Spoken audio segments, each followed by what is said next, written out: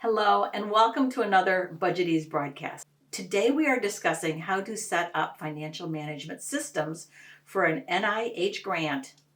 I often receive calls from researchers, scientists, and tech-based startups who have successfully obtained a grant from the government, like NIH, Department of Energy, Department of Defense grants.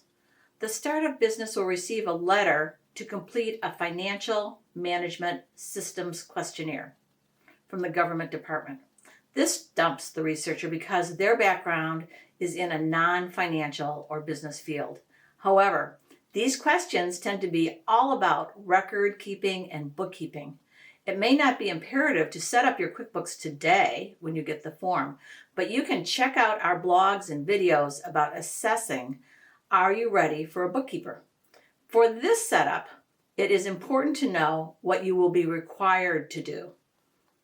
These are questions we've seen that we can help you answer. Question 1.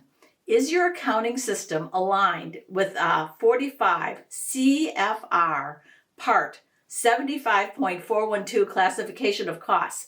I mean, who knows the answer to that question? You want to answer that yes, because you're going to expect that you will be using QuickBooks Online to keep all your information organized for your grant. QuickBooks Online is essential for fulfilling your promises below. Question 2, is there a chart of accounts that provides for consistent treatment of direct costs and F&A, which are indirect costs? The answer to that is yes. Your bookkeeper will set up a chart of accounts with direct cost of goods sold and indirect costs, F&A, which are facilities administrative. Question 3, does this chart of accounts include an account for program income if income is produced by funded research?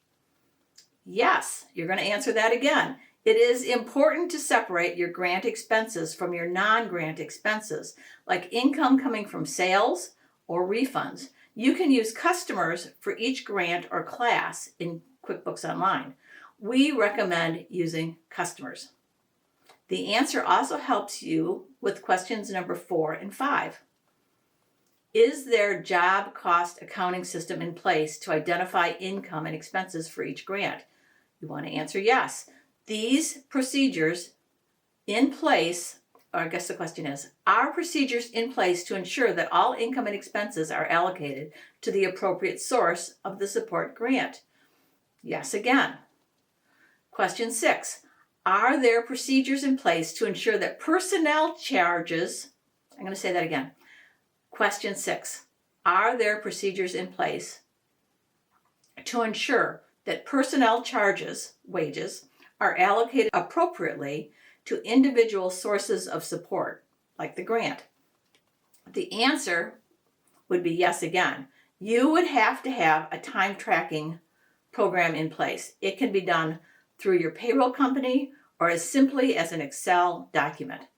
Have your bookkeeper set up a system for you and then allocate the payroll each month to the appropriate line item in the chart of accounts and the grant, which is the customer.